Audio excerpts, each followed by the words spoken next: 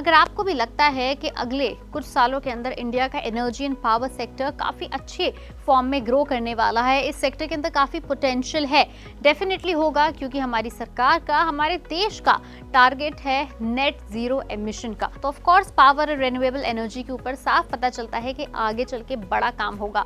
अगर आप भी इस बड़े काम में, बड़ी मुहिम का हिस्सा बनना चाहते हैं, साथ ही साथ अपना फायदा भी कराना चाहते हैं, तो उसके लिए special sectoral thematic funds already India में एग्जिस्ट करते हैं।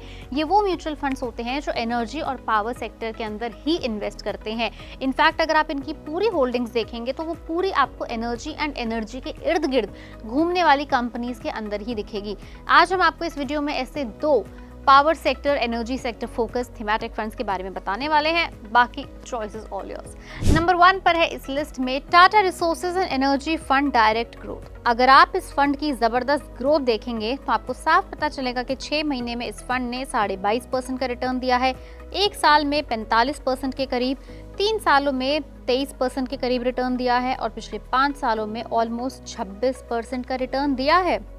अगर आप इसकी होल्डिंग्स पे भी ध्यान देंगे तो एनटीपीसी, जो कि थर्मल पावर बनाने वाली कंपनी है, रिलायंस इंडस्ट्रीज लिमिटेड जो हर फॉर्म ऑफ पावर बनाती है, टाटा पावर, ओएनजीसी, कोल इंडिया, गेल, बीपीसीएल, ये सभी कंपनीज अपने आप में पावर सेक्टर जनरेशन की दिग्गज हैं। अगर आप इसका फंड साइज देखेंगे तो 398 करोड़ रुपीस का ये पूरा का पूरा फंड है।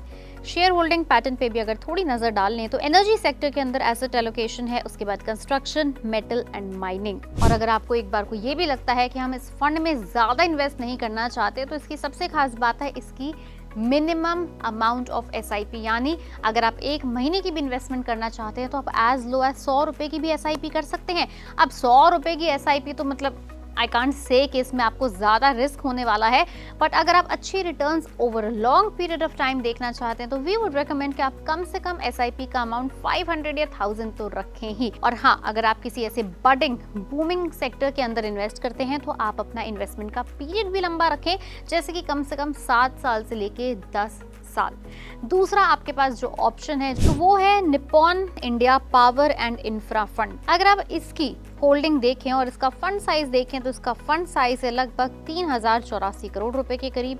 इसका रिटर्न है 1 साल के अंदर 78% से ज्यादा रिटर्न, 3 सालों में 36.5% रिटर्न और पिछले 5 सालों में 28.5% का रिटर्न। होल्डिंग्स काफी हद तक सिमिलर हैं, एनटीपीसी है, रिलायंस इंडस्ट्रीज है, Tata Power, Power Grid, NLC India, Coal India और इंद्रप्रस्थ गैस के अलावा भी कई सारी कंपनीज के अंदर ये इन्वेस्ट करते हैं। इसका भी शेयर होल्डिंग पैटर्न अगर आप ऑब्जर्व करें तो इसके अंदर एनर्जी है, कंस्ट्रक्शन है, मेटल एंड माइनिंग है और कैपिटल गुड्स कंपनीज भी हैं।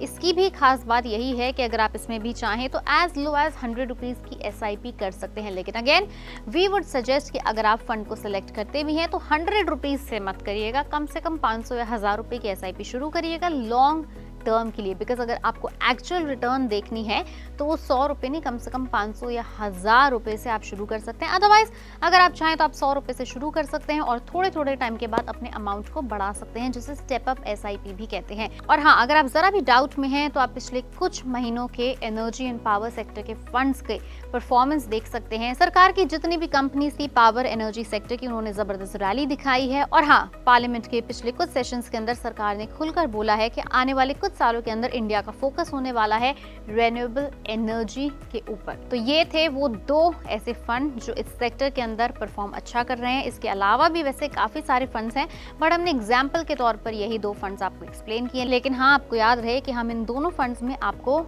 इन्वेस्ट करने या ना करने की कोई डायरेक्ट सलाह नहीं दे रहे, हमने बस एग्जाम्पल के तौर पे 2 फंड्स बताए हैं। अगर आपको ऐसे और कोई थीमेटिक फंड की इन डेप्थ डिटेल चाहिए तो उसके लिए आप हमें कमेंट सेक्शन में जरूर लिखे बताएं। वीडियो पसंद आई उसे लाइक करें और शेयर करें, और हाँ, तमाम म्यूचुअल फंड अपडेट्स के लिए बने रहें पैसा लाइफ पर।